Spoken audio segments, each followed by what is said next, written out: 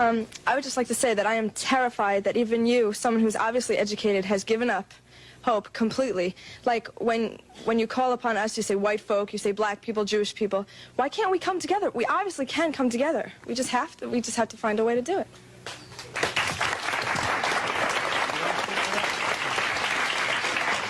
The desire is good, but the reality is the total opposite of your desire. And unfortunately, as a young lady, you are not in the position of power to make the decisions to make America work.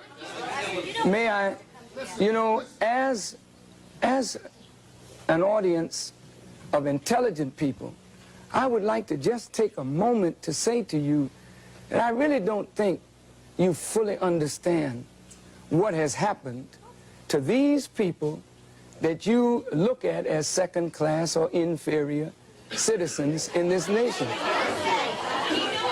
Black people who were brought to this country were stripped of their names, language, culture, religion, God, and taken totally away from the history of themselves. Here are 30 million people who don't wear their own names, they wear your names. Who don't speak their own language, they speak English, which is not their language. They never were allowed their own cultural expression of Africa. Don't you realize that when you turn a people upside down and inside out, then sell them not for a day, not for a year, but for 300 years and deny us the human right to know, to read a book, to learn, to understand. And then after 300 years of that, you allow us into the church, but by that time you've painted Jesus white, God white, the angels white, and then all these black people have been subjected to a form of white supremacy, which produces in the reverse a black inferiority. And this is fulfilling what Jesus said, as a man thinketh, so is he. And as long as our people think the way they think, we will never be able to do what we as a people should do to correct our condition. Over here, please. Excuse me, I was brought up in, quote, Bedford-Stuyvesant in my time. But I would like to say what scares us is I think we hear violence. The young lady said she's afraid of violence. And isn't it sad that we who have been the victims of so much violence, now whites fear violence from us? We do not have a history of killing white people. White people have a history of killing us. See? And what you fear, may I say this, sir? What you fear, and it's a deep guilt thing, that white folks suffer. You are afraid that if we ever come to power, we will do to you and your fathers what you and your people have done to us. And I think you are judging us by the state of your own mind, and that is not necessarily the mind of black people.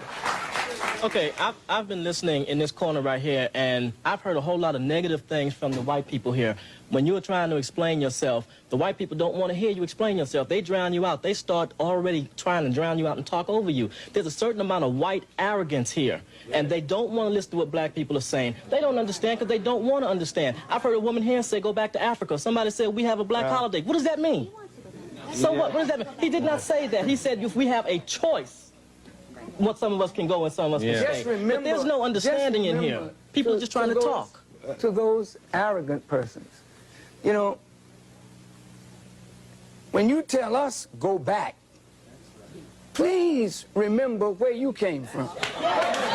And when you want to relegate somebody to a specific place, just remember what your origin is in this world. Please, I'm not trying to be disrespectful, but I want you to understand that you, wherever you are on the earth, you're not a native anywhere. You came there and took it from the native people who are there. So please don't talk about going back, because if others talk to you about that, where would you go? I agree with you. Someone said we don't agree with you. I agree with you that we live in a racist society. But just as I'm racist, some of you are being racist in the fact that you're calling me a white folk. I realize that things that I have, things that I have, I realize most of them I may have gotten because I'm white, and I am privileged because I'm white. But I do feel guilty. There are feelings of guilt from being white, and I realize that. But you're building walls. We build walls this high. We're separated right now. The white people are on this side, and the black people are on that side. No, I mean, I feel that you are prejudiced towards white people. It becomes apparent more and more as we listen to each other and try to talk to each other that we don't perceive reality the same. And as we're talking about either reconciling differences or separating, it becomes clear that if two people are looking at the same thing and perceiving it so differently, then the two people are operating under a different stimulus. And so when the young lady says, I am prejudiced, to be prejudiced means to judge before the fact. After 400 years of living and experiencing, we're not prejudiced. We are looking at the reality of what we have suffered and continue to suffer. Are you there? Don't we need to begin with education, begin with rewriting the textbooks in America to tell the truth about blacks and whites in America in context? Yes, yes, please, please, for 1 second, yes. That's what I wanted to, Minister Farrakhan, the education system. Our children right now are being miseducated. What can we do so that we can inform our children, educate our children? And it's sad because white folks don't know anything about black history. And it's pathetic that white folks have to wait till February to find out that we were slaves. I would like us to speak to what are we going to do to improve the education of this whole society, which have cheated them from our true heritage. May I respond? I said in the first segment it was a crime of omission as well as a crime of commission. And that crime has affected both white and black. White folk have been made to believe that the history of civilization begins in Egypt and that Egypt was a white civilization. And that many whites have been made to believe that black folk were just in the jungles of Africa running around with no clothes on and never contributed anything to the advancement of civilization, while at the same time there are Masons and Shriners.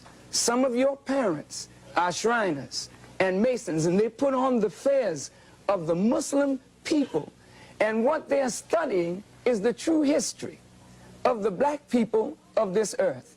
I think if the proper education were given to black and white, we could come away with a healthy respect one for the other.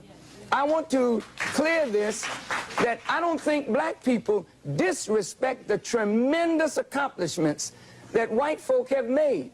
But if white folk do not know what black people have contributed to the advancement of civilization, it leads to a disrespect of a whole segment of the population. And this is why today I will say that black children, as much as we need education, we don't want to go to these schools because the food that we are being fed is not proper. But any one of us can go into the schools where there's no discipline, where there's madness in the corridors, and we can speak to our youth and get their attention in a matter of moments, because we are teaching them that which their souls yearn for, that is a proper knowledge of self. And if they won't give it to us, we have the responsibility to give it to ourselves.